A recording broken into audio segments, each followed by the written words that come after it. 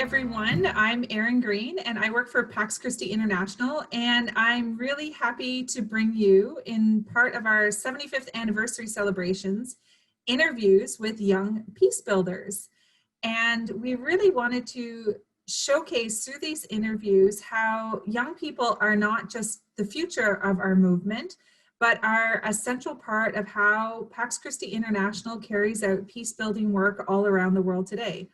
So I'm going to chat for about 20 minutes with Elena Rother from Germany, and she has some really cool experiences to tell us about, and I think what you will learn from her today will help inspire future peace building activities wherever you may be.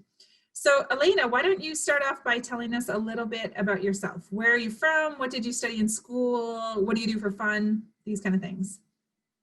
Okay, hello everyone. I'm Elena Rother and I was born in a small village close to Cologne in Germany, and there I went to school. I grew up there. When I was 15, I lived in Brazil 1 year and was as an exchange student at school. And after school, I moved to Kiev, to Ukraine, to do a volunteer service. This was through Pax Christi in Aachen in the west of Germany. And after that, I moved to Leipzig in the east, and I studied German and history to become a teacher. And I finished it a few months ago, and now I'm working in Dresden. It's even more in the east of Germany, and I work for a small association there with volunteers going to many countries in the world. Wonderful. So tell us, what was really the first experience you had with peace work?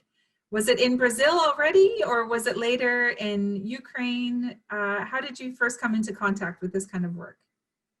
Yes, I think probably the exchange was one, like the exchange in Brazil was one important step, but I didn't really realize it then. So there was also an exchange with Israel and an exchange with India in my school. And of course, this was already some part of peace building, but I didn't realize it so much. And I think the first time I really realized I was actually in touch with peace work was when we had the preparation seminar for our volunteer service, and we had a workshop about nonviolent communication. I think that was the first time I really realized, yeah, this is some peace work maybe I'm gonna do. Right. And so at that moment when you were just getting your orientation, what did you think about peace building or activism at this time? What kind of stereotypes did you have? I think I was very open to it because I applied to an organization called Pax Christi, which was called like the Catholic movement for peace or something. Mm-hmm. So I was open for it. It was also one part of like my dreams to be somebody who can make a change and to help people. And also peace was something I was like thinking about. But I didn't know a lot about methods or something like what actually peace building is about or something. I had maybe some ideas, but I didn't had any experience.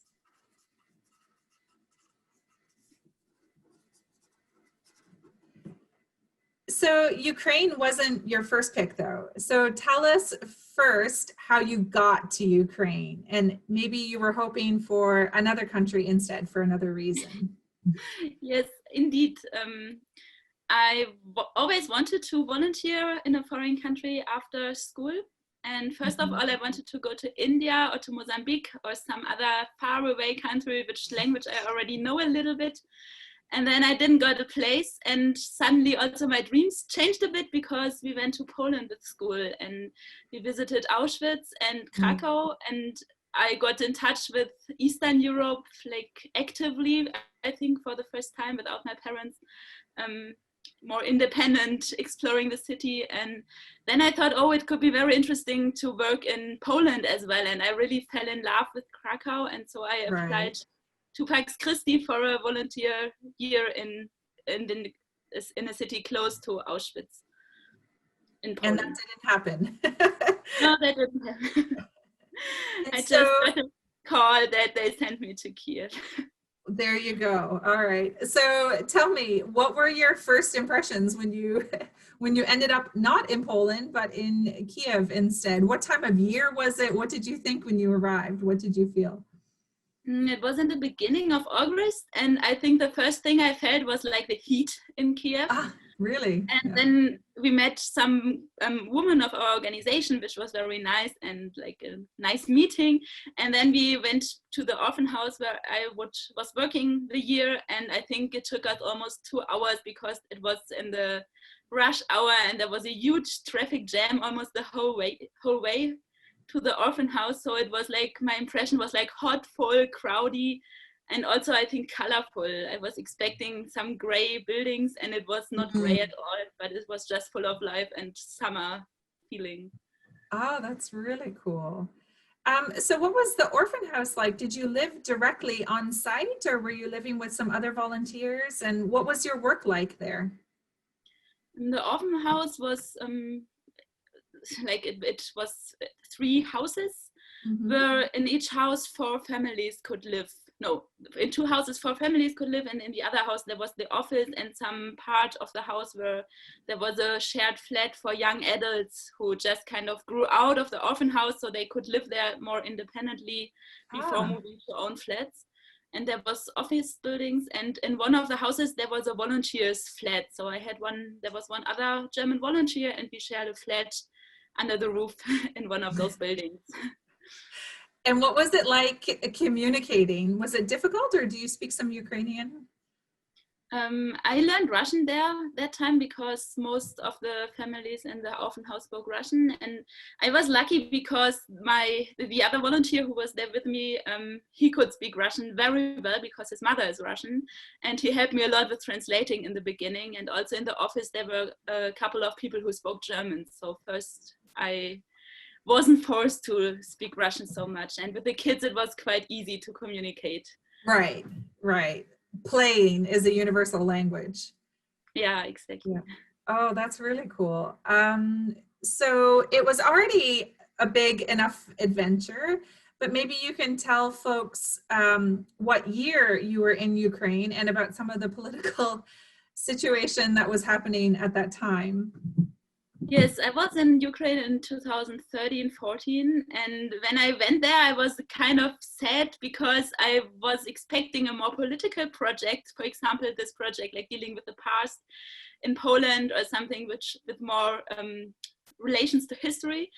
And yeah, then I got to a total social project. Like there was not a lot of politics I had to deal with at that time when I started. But then in December, there started the protests on Maidan. And later on, there was the annexion of Crimea and the war in the east of Ukraine started. So it became a very interesting and political year. And I got to see and to learn a lot about the country and also about the conflict because I got into the events when they were actually happening. Mm-hmm. And did you know a lot of Ukrainian people at that moment and were able to discuss their experiences of the conflict? Not a lot, but I knew some. And like some people in my age, I sang in a choir in a parish in Kiev. So there were people in my age. And also I had some colleagues I discussed the events with, but it was not like a huge community or something. Right.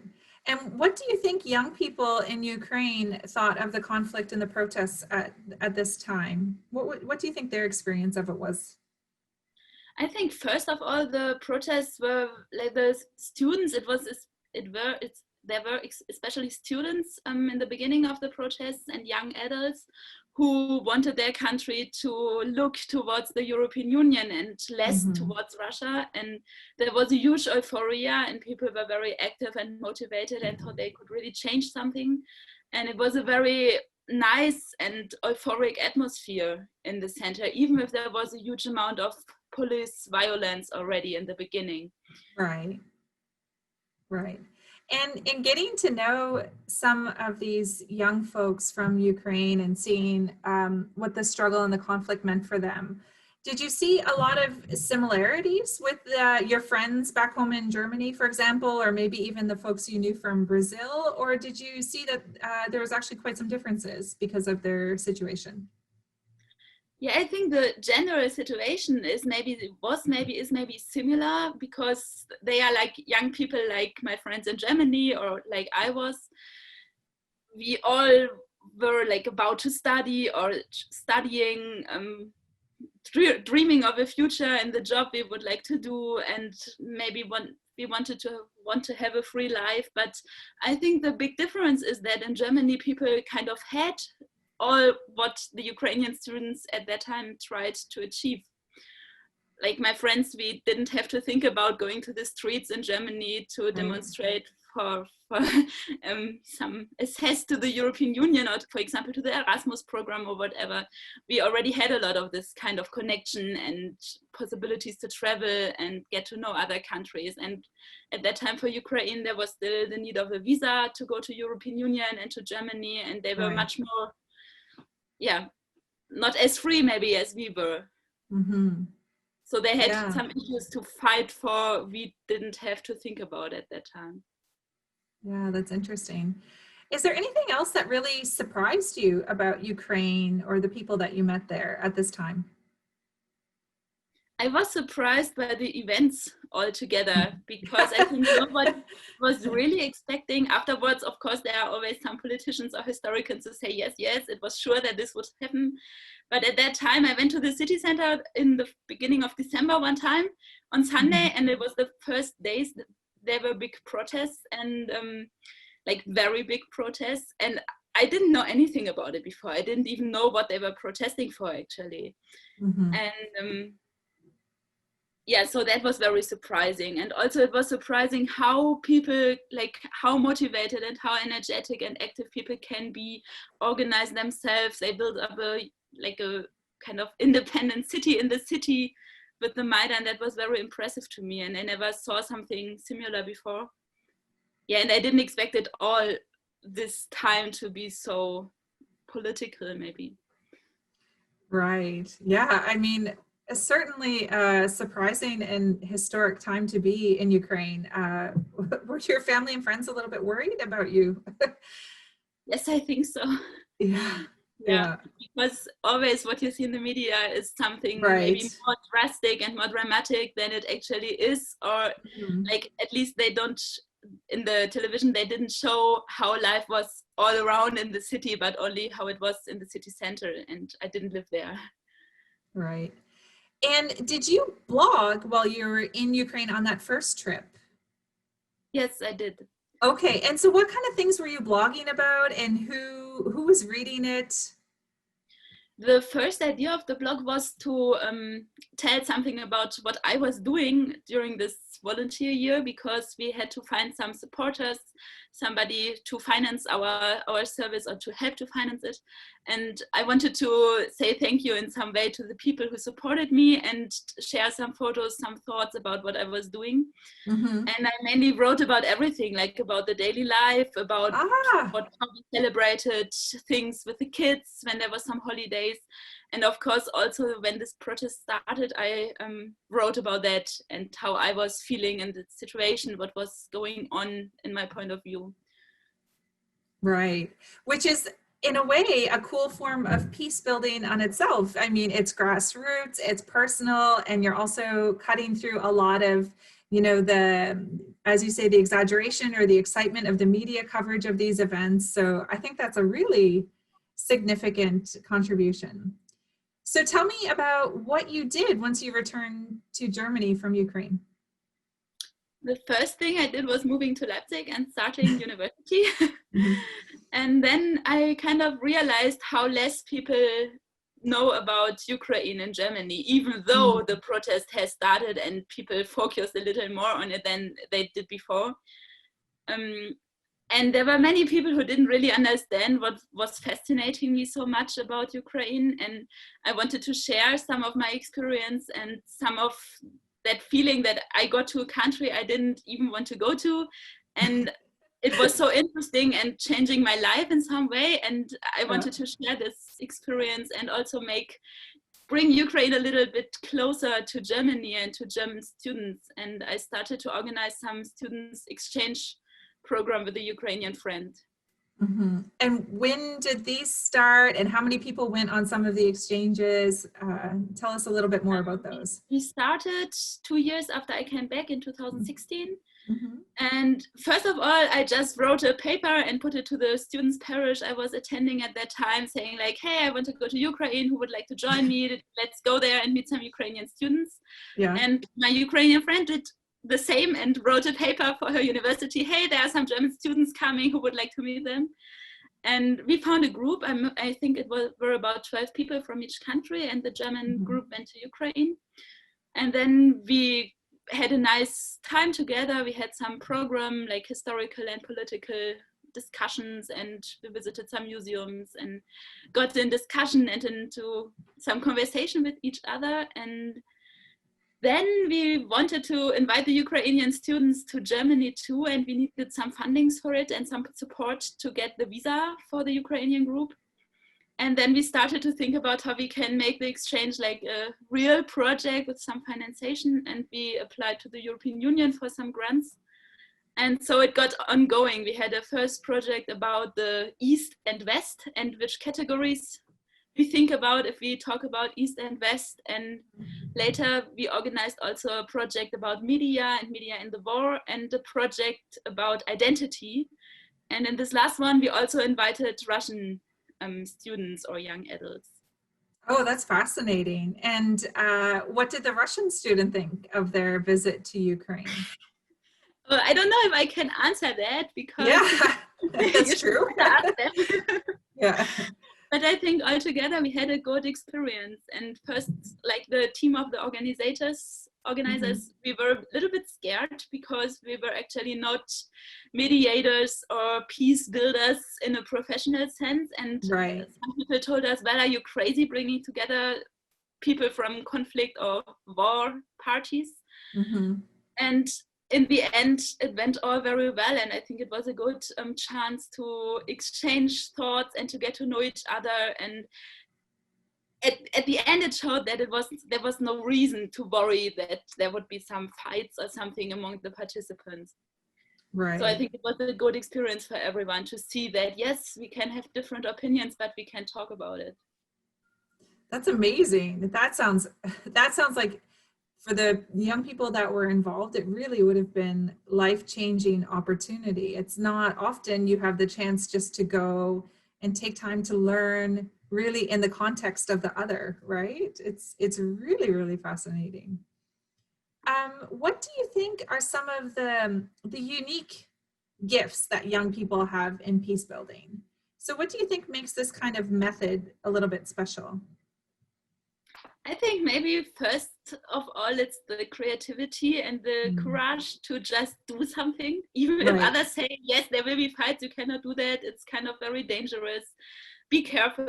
And we just said, yes, we are aware of all what can happen, but we still want to do it, and we go for it, and we do it like on the way we planned it, and we put a lot of thinking in, and we had some ideas how we can make it, and it actually worked out. And I think many young people have a lot of ideas and creativity, and yeah, they are not so easy to stop, maybe from some fears or something.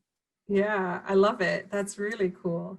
And I really like hearing about this kind of work, because I think so much of our culture, in the West and in the global North is really, really, it's always do. We always have to be busy with a task. And I really appreciated that your method allowed for time just to be, and to develop relationship and to get to know each other. And it was really focused on kind of a small level that would have, a bit of a ripple effect. So speaking of the ripple effect, I heard that it didn't just stop with the young folks. Tell me about the next round. Who did you include? Actually, it was not the next round, but it was in between all that. Okay. Students. I did an internship at Pax Christi at the German section of Pax Christi in Berlin, and one of my tasks there was to help to organize a study trip to Ukraine for Pax Christi members. So it was open to everyone, but it was mainly for not students,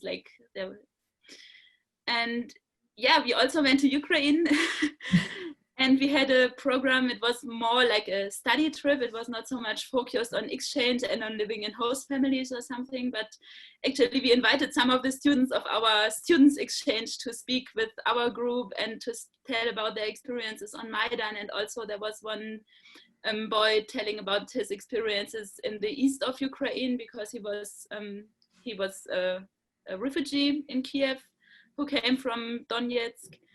And yeah, it was working as well, and I was happy to see that also the older people became interested and were interested in going to Ukraine.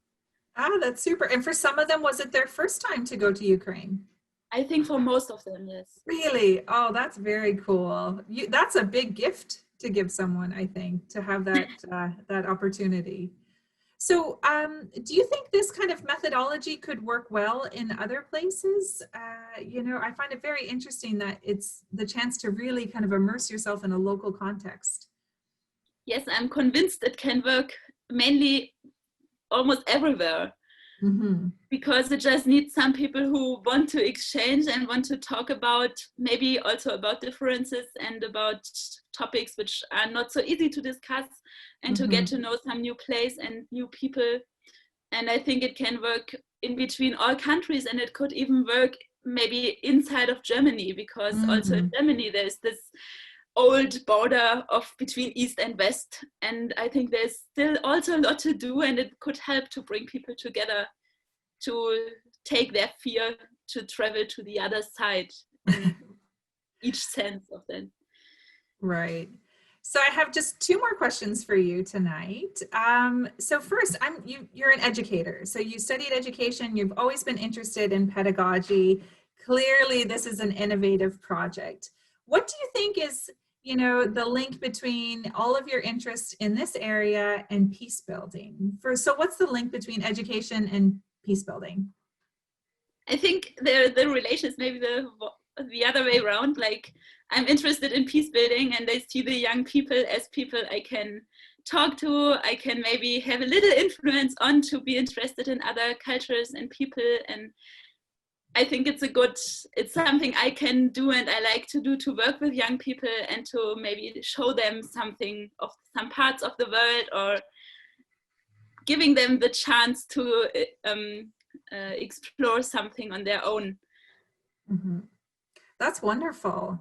Okay, and so to wrap it up, a big question for you, to speak on behalf of all the youth and all the young people.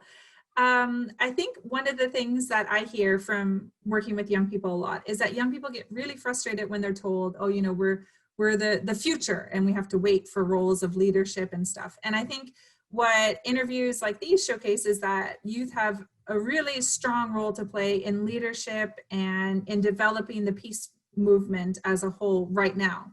So how do you think that the rest of the movement can improve and do better in kind of encouraging the participation and leadership of young people? I think a good chance is to involve young people as early as possible, as much as possible, because there are young people who come and say, yes, I want to do this, please give me some support. But there are also lots of young people who are maybe a little bit shy or scared in starting something, or they say, yeah, that should do somebody who has a lot of experience with that topic. And if we can show young people that they can do something, and we let them do something and give them the chance to start some project or to organize some trip or something, and we can involve them as much as possible, I think that's an important step. And also not say no to what they want to do, but just support them and let them start and see how and that it can work. Okay, super. Well, thank you for saying yes to us and for this interview. I know that very many people will be pleased to hear about your work and inspired by it. And I think a lot of people will take a special interest in Ukraine now, having heard from you about it. And we wish you all the best in your ongoing peace work. And thank you for helping us celebrate 75 years of Pax Christi International. Thank you too, and happy birthday to Pax Christi International. Okay, thank you, Elena. I'll see you later. Bye.